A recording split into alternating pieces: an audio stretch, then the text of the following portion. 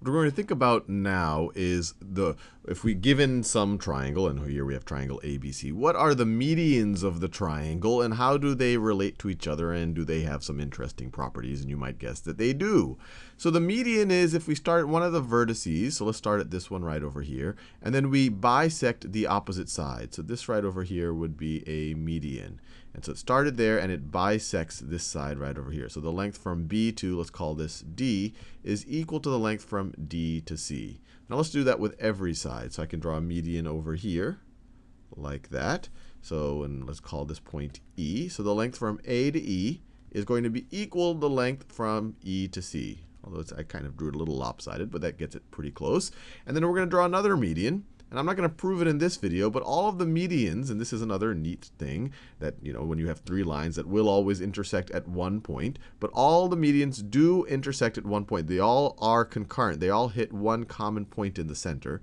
So let's draw it that way. I'm not going to prove it in this video. So this length, let's call this point right over here F. So this length right over here, this length right over there, is equal to that length over there. And the point at which these medians intersect is called the centroid. The centroid. And when we start studying physics, if this was a uniform triangle and you were to throw it, it would rotate around the centroid right over here. But we'll just study it geometrically for now. So let's call the centroid, well, we've already gone up to F, so let's call the centroid G right over there. Now, what I want to, that by itself is neat, that you have a centroid, that if you were to throw it, if it was a uniform mass, that it would rotate around the centroid.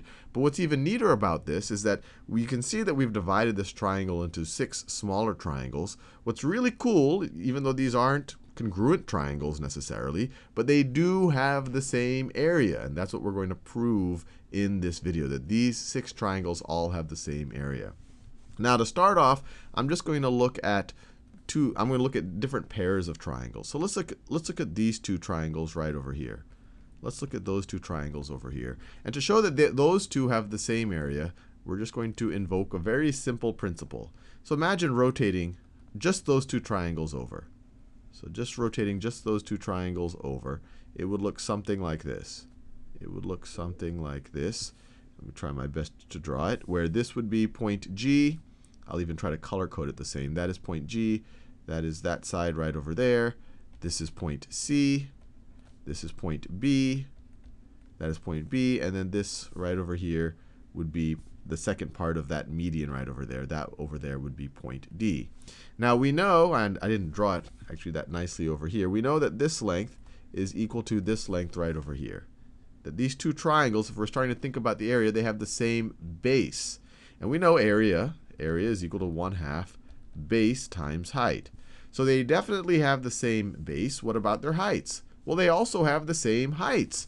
Both of their height is exactly that tall. They both have the same height. So both of them have the same base. They both have the same height. On an obtuse triangle right here, the altitude sits outside of it, so that might be a little counterintuitive. So if you have an obtuse triangle like that, I say obtuse because this is more than 90 degrees. Your altitude, your height, will actually sit outside of the triangle, but that's okay.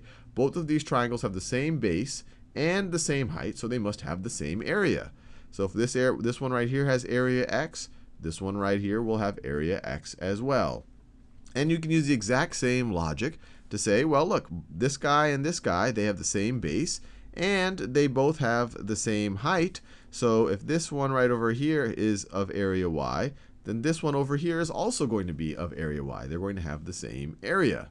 And then finally, we can do the same thing for these 2 characters up here. They both have the same base. This was BF is equal to FA. And they both have the same height. We drop an altitude like that.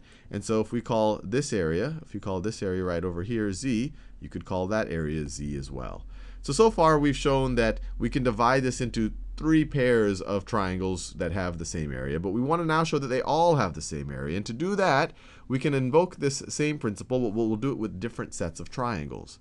So now let's look at triangle BAE. Look at triangle BAE. So the area of triangle BAE, is going to be equal to Z plus Z plus Y. Z plus Z plus Y. And let's look at the area of triangle BEC. BEC right over there. That's going to be, this triangle right over here is going to be x plus y. So the area of BEC is going to be x plus y. But the same principle. They both have the same base, and they both have the same height. We could drop an altitude like this. This one is obtuse so that the altitude sits outside of it, but they have the exact same height. So these two areas need to be equal to each other.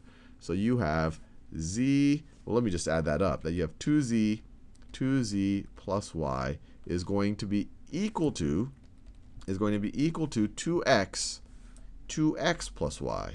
2x plus y. Subtract y from both sides, you get 2z is equal to 2x. Divide both sides by 2, you get z is equal to x.